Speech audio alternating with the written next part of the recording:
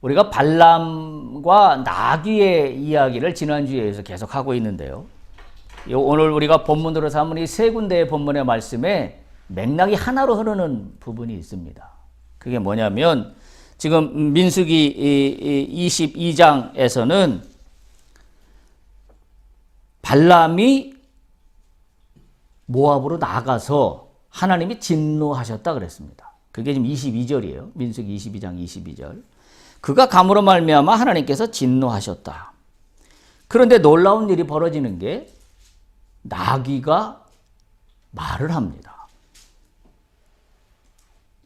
특별히 그 두 번째 말을 보면 이런 거죠. 여호와 사자가 포도원 사이 좁은 길에 섰고 좌우에 담이 있었는데 24, 25절이에요. 근데 나귀가 여호와 사자를 보고 삐끼면서 몸을 담에 대고 발람의 발을 그 담에 짓누릅니다. 발람의 발을 짓눌렀다는 거에 우리가 의미를 좀 가질 필요가 있습니다. 발람의 발을 짓눌렀다는 것은 오늘 이 문맥상의 흐름으로 보면 발로 가지 않아야 될 곳을 지금 가고 있다는 이야기예요. 그걸 지금 나귀가 여호와의 천사를 보고 겉으로 볼 때는 여호와의 천사를 피하여 어떻게 하다가 여호와의 나귀의 발이 발람의 발을 짓누른 것처럼 보여지지만 사실 이 문맥의 흐름을 보면 여호와께서 발람이 발을 떼어 나가는 것에 대해서 진노하셨다 그랬어요. 그러면 가지 않아야 되는 상황이지요. 그거를 좀 역설적으로 빗대어 표현하고 있습니다.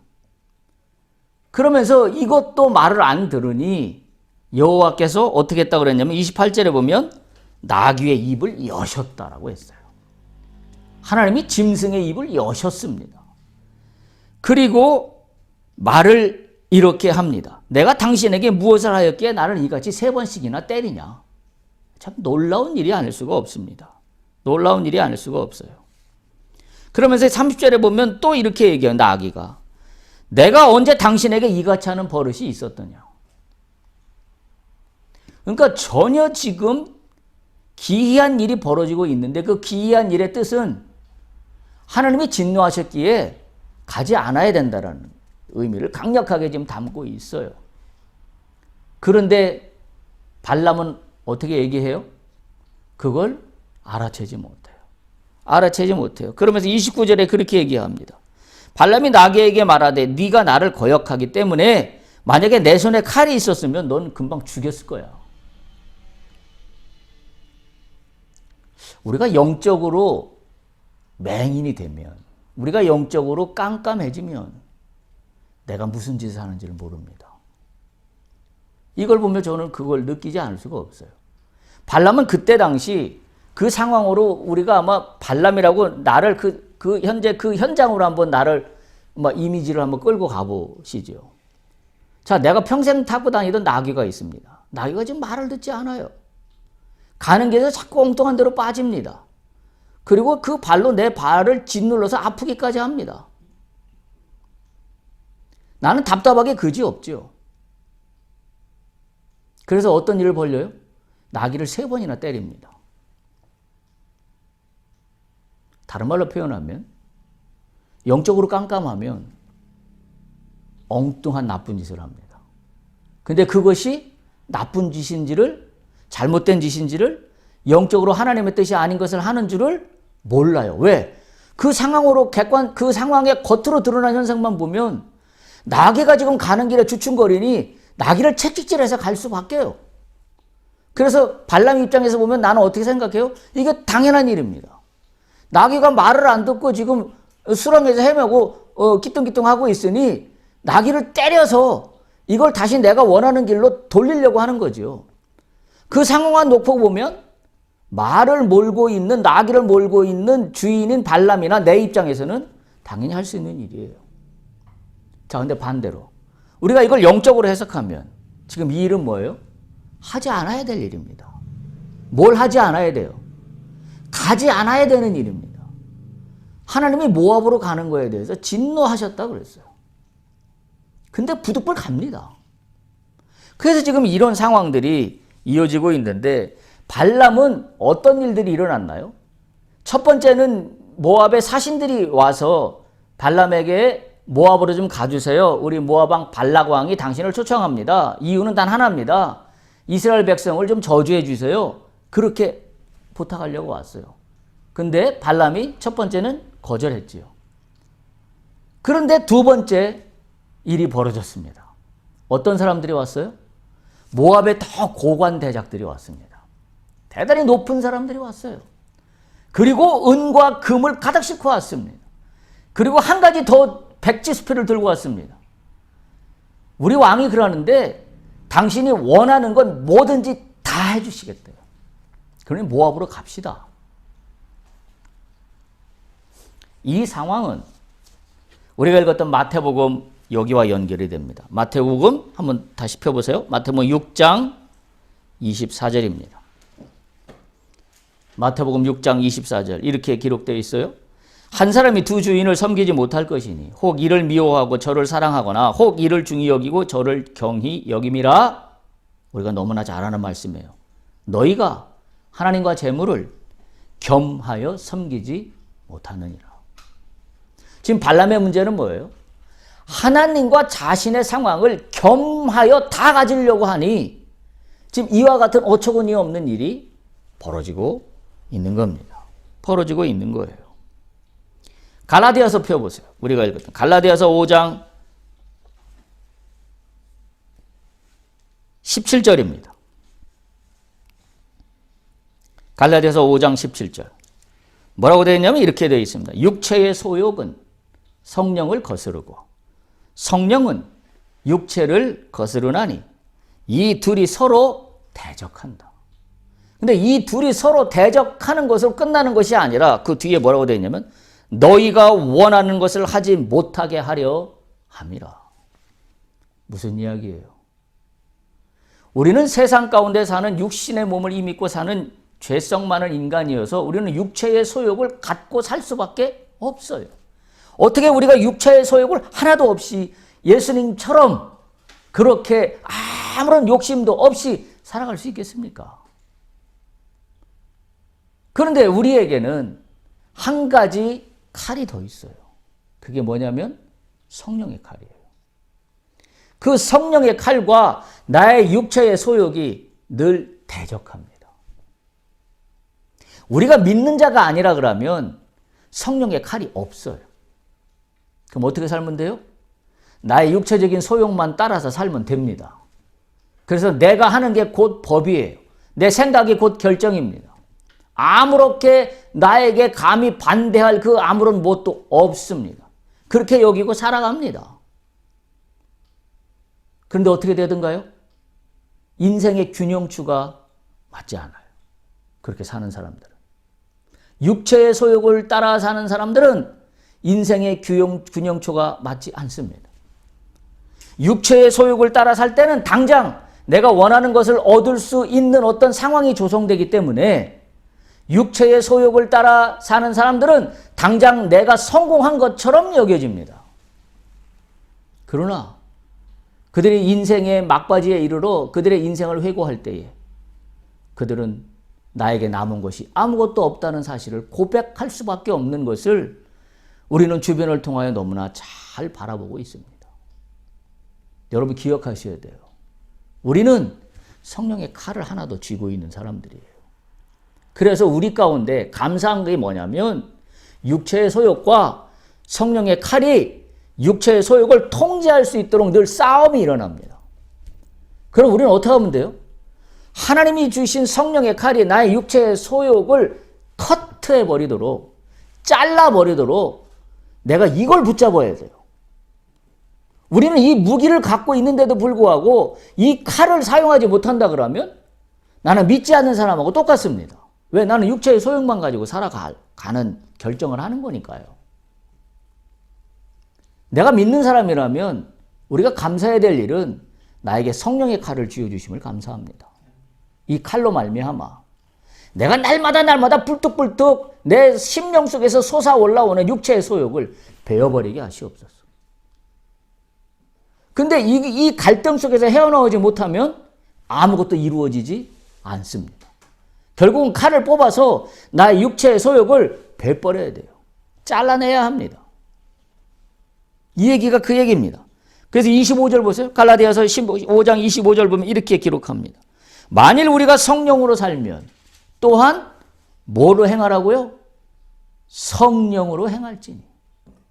우리가 성령으로 살면서 육체의 소욕으로 행할지니가 아니라 성령으로 산다고 한다면 성령으로 행할지니.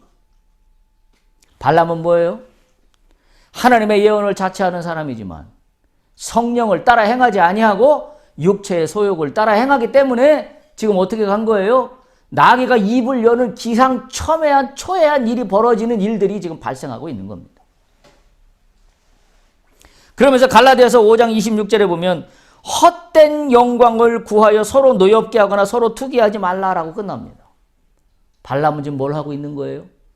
헛된 영광을 구하고 있는 거예요.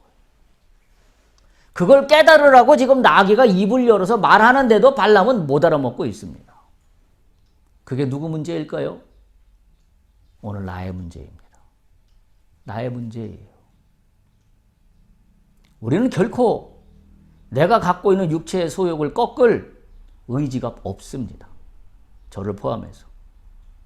말로는 육체의 소욕을 꺾고 성령을 따라 산다고 우리는 성경에 배운 지식으로 이야기할 수 있을지는 모르지만 실제 나의 삶 속으로 들어가 보면 나는 결코 육체의 소욕을 포기할 의사가 전혀 없습니다.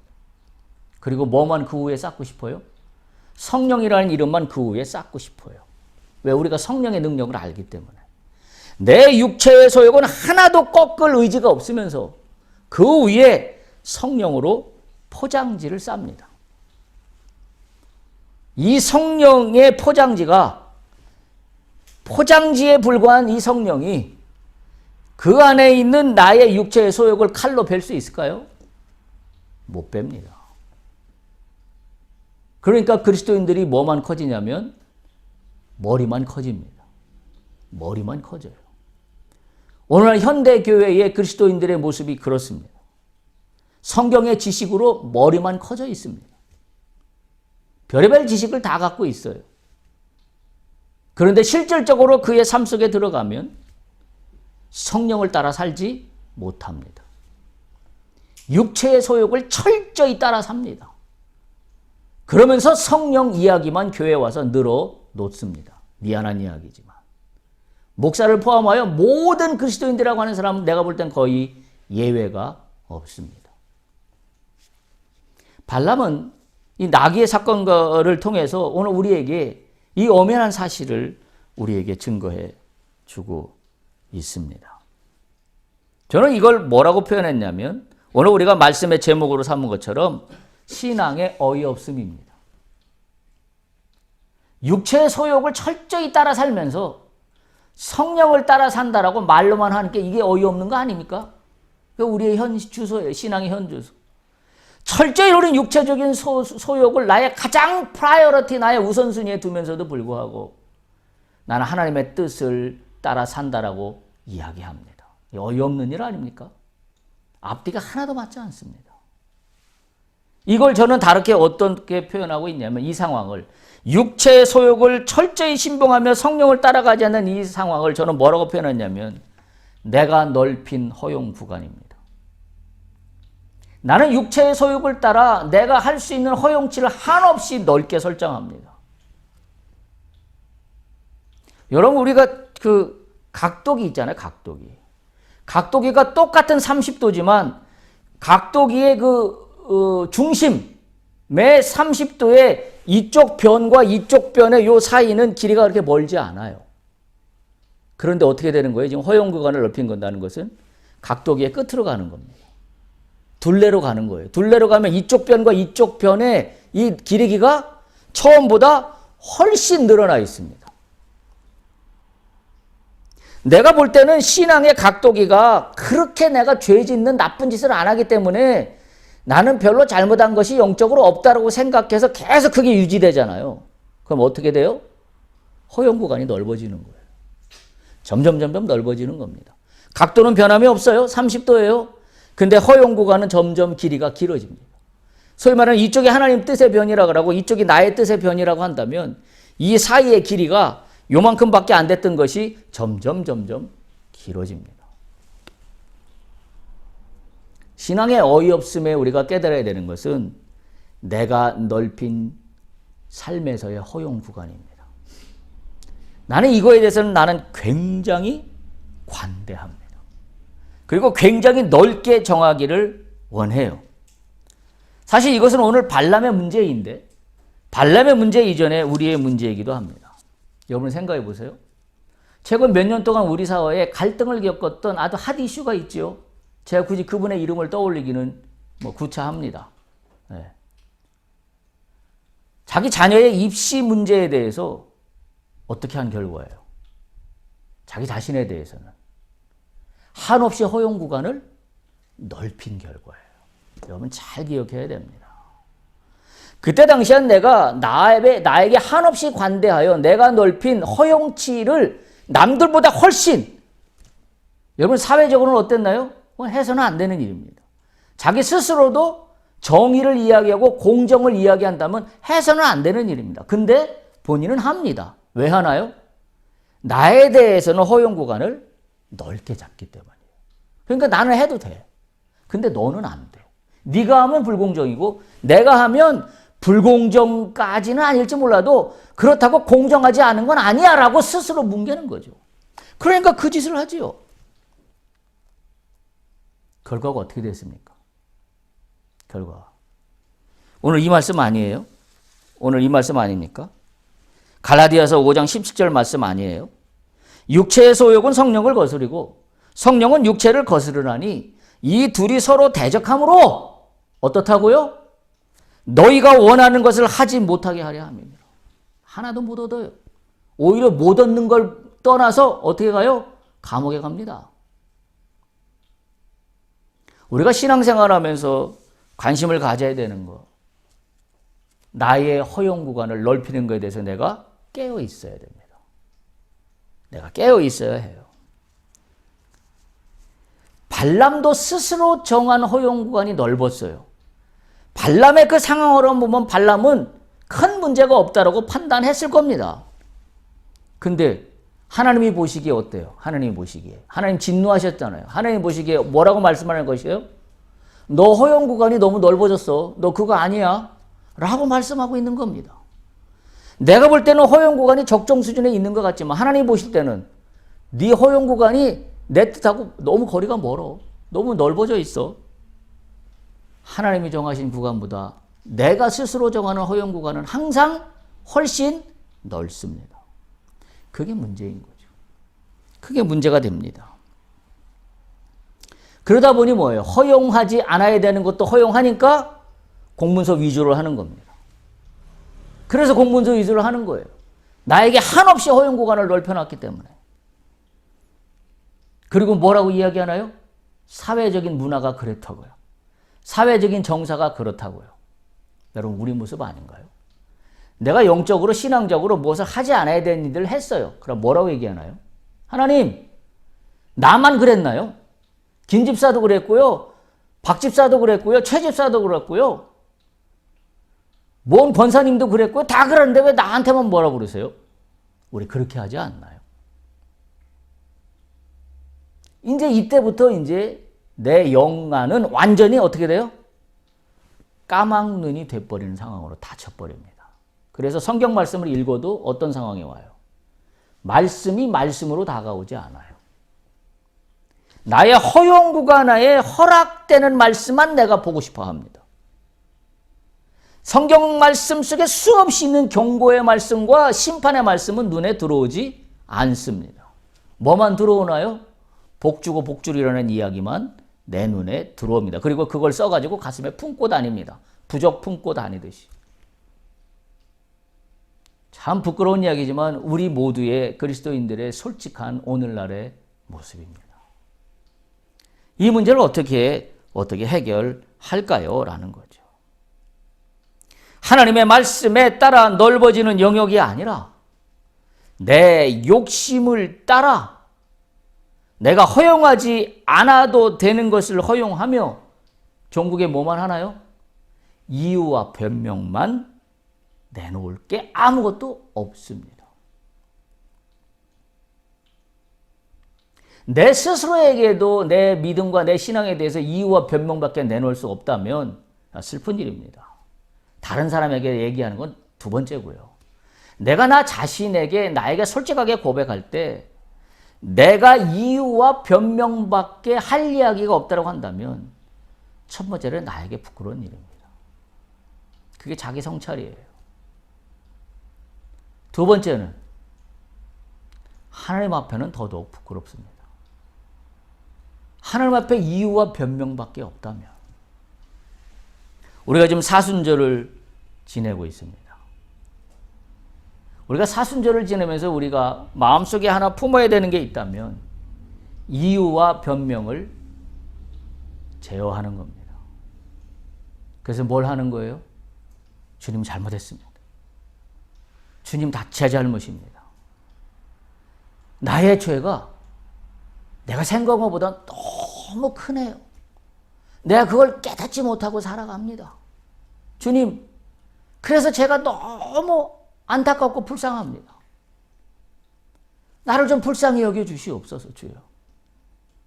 더 불쌍한 것은 내가 이런 죄가 나 속에 얼마나 크게 있는 건지도 모르고 있다는 사실이 너무 불쌍하네요. 이런 것들이 우리 속에서 고백이 되어지는 시간이 사순절입니다. 오늘 발람의 이야기는 우리에게 너무나 큰 인사이트를 던져주고 있습니다. 우리는 원초적으로 하나님과 재물을 동시에 가질 수 있다고 생각합니다. 그러다 보니 발을 양쪽에 다 담그고 있는 거지요. 성경의 진리는 뭔가요? 그러면 너희들은 재물을 하나도 얻지 말아라. 너희들은 가난하게 살아라. 너희들은 남만 보고 살아라. 세상에서 아무 일도 하지 말아라. 그게 성경의 말씀의 의미인가요? 아니잖아요. 제가 늘 말씀드리는 믿음의 골자는 뭐냐면 한쪽을 영적으로는 포기해야 합니다. 그 포기해야 될 것이 뭐예요? 나의 욕심이에요. 나의 재물이에요. 성경은 그 의미를 하고 있는 거예요. 마태복음 6장 24절에서 너희가 하나님과 재물을 겸하여 섬기지 못한다라고 하는 의미를 잘 새겨야 합니다. 이건 너희는 재물도 가지면 안 된다는 의미가 아니라 너희가 하나님과 재물을 동등하게 놓고 섬긴다고 하니 어떻게 돼요? 갈라디아서 말씀처럼 육체의 소욕과 성령이 대적하는 일이 발생합니다. 그래서 신앙이 어떤 것만 남아요? 갈등만 남아요. 그래서 우리는 그런 푸념을 합니다. 주여, 내가 한평생 주님을 열심히 믿고 따랐는데 나에게 남은 것은 실패밖에 없습니다. 건강을 잃은 것밖에 없습니다. 일이 되지 않는 것만 남아 있습니다. 되는 게 하나도 없습니다. 그럼 푸념만 남아요. 그게 갈등이죠. 그렇다 그러면 우리가 이 시점에서 내 신앙을 들여다볼 수 있어야 돼요. 그 신앙을 들여다볼 수 있는 오늘 제 말씀의 제목의 척도는 뭐예요? 원인을 어디서 찾아야 될까요? 내가 하나님 뜻에 비추어 나의 허용 구간을 내가 너무 넓혀놓은 게 아닌가. 이걸 오늘 우리가 스스로 성찰해야 될 필요가 있다고 여겨집니다. 발람의 문제가 그거지 않습니까? 하나님 가지 말라고 그랬어요. 모압으로 가지 말라. 그랬더니 어떻게 돼요? 사신들이 두 차례나 발람에게 재물을 жил머지고 오는 거에 대해서 눈이 뒤집힌 겁니다. 그래서 하나님은 가지 말라 그랬는데 이제 그때부터 어떤 작업이 일어나요? 자신의 허용 구간을 넓히는 일을 시작합니다. 그게 어디에 나와 있어요? 하나님 가지 말라 그랬는데 발람이 이제부터 두 번이나 사신이 와서 머리를 조아리며 재물을 내놓으며 모압으로 가자라고 이야기하는 말에 허용치를 넓히기 시작합니다. 19절. 그 신하들에게 그렇다면 발람이 당장 떠나라 라고 했어야 되는데 뭐라고 해요? 19절에 이제 너희도 이 밤에 여기서 유숙하라. 그러면서 그 뒷말이 더 과간이라 그랬죠? 여호와께서 내게 무슨 말씀을 더하실는지 알아보리라. 허용치를 넓히는 거예요. 뭘 여호와께서 뭐 말씀을 더하시는지 알아봐요. 여호와의 말씀을 끝났는데요. 가지 말라라고. 이게 뭐예요? 허용치를 넓히는 거예요. 무슨 이름으로? 신앙이라는 이름으로. 여호와를 찾는 이름으로. 그러니까 우리가 얼마나 가증스럽고 사특한지 알 수가 없어요.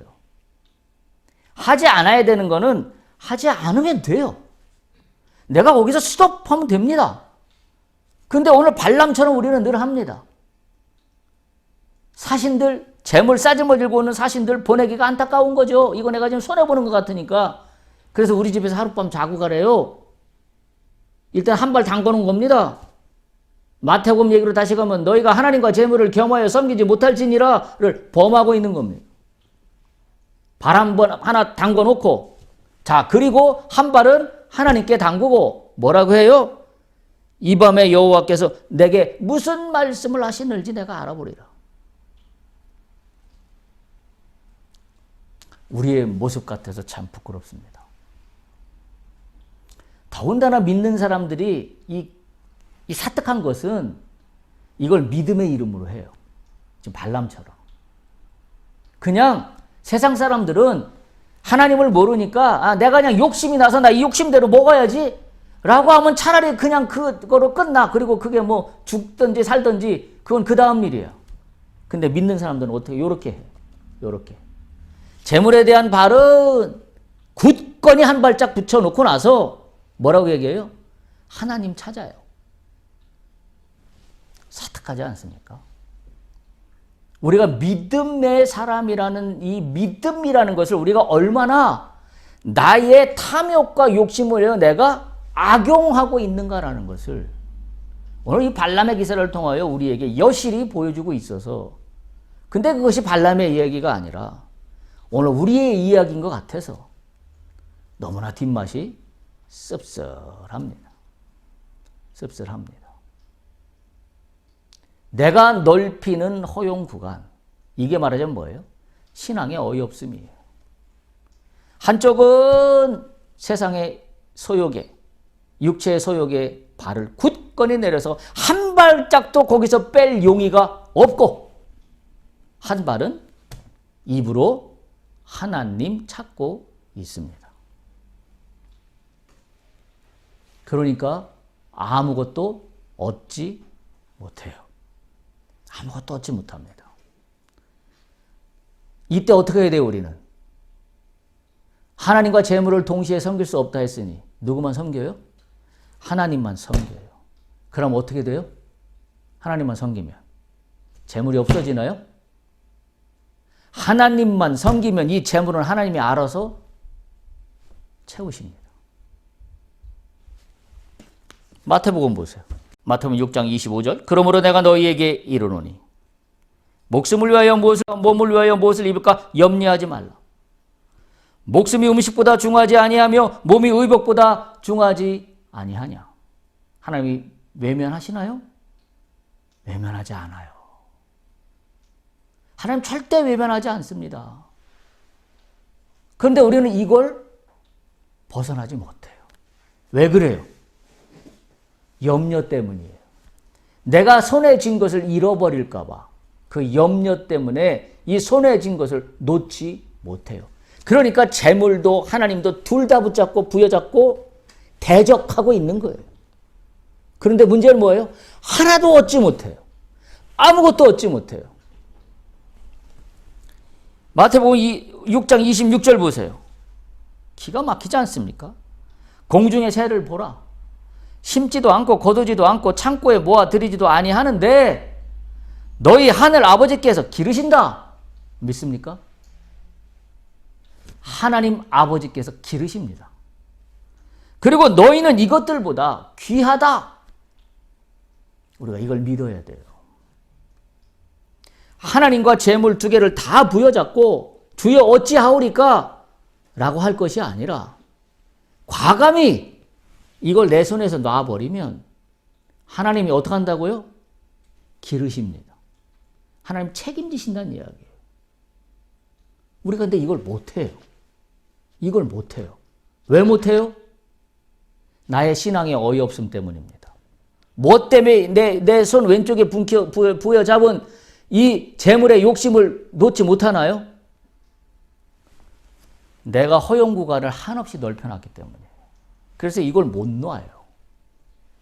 다 붙잡아야 돼. 다 잡아야 돼. 이거 이만큼 부여잡고 하나님 하고 있어요. 이게 신앙의 어이없음입니다. 성경 말씀 전체가 보여주고 있는 말씀이라는 그와 같은 이야기입니다.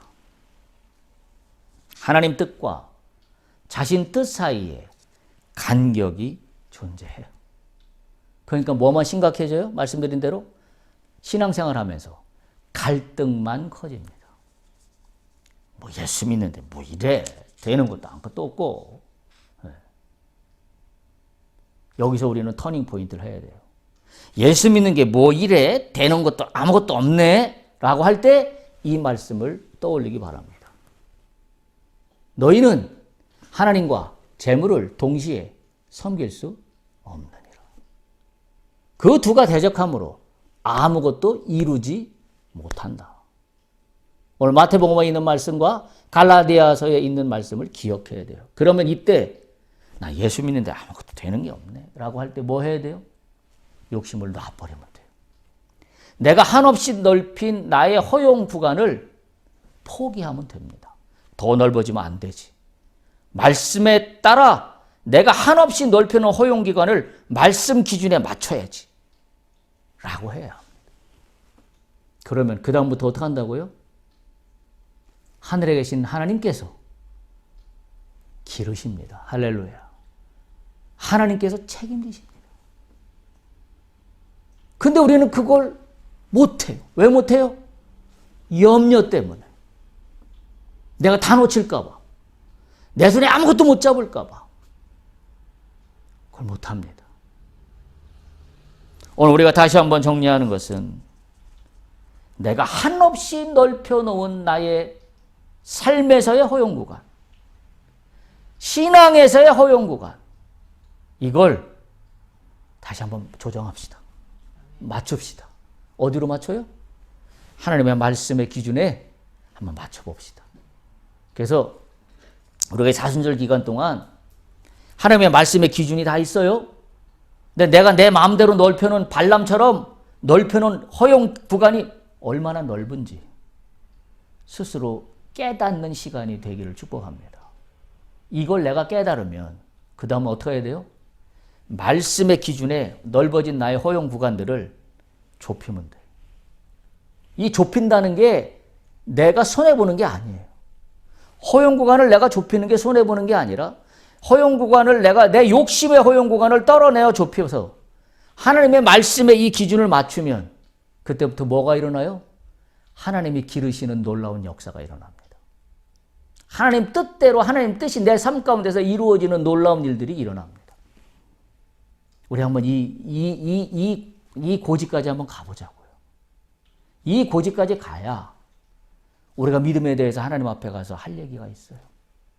그리고 나중에 우리가 이 세상을 떠날 때에 내가 이 세상에 육신의 눈을 감을 때에 나의 믿음과 나의 신앙을 한번 이렇게 쫙 돌이켜서 생각해 볼 때에 나의 허용 기준은 그래도 하나님 말씀에 맞추어 살려고 한평생 노력했지.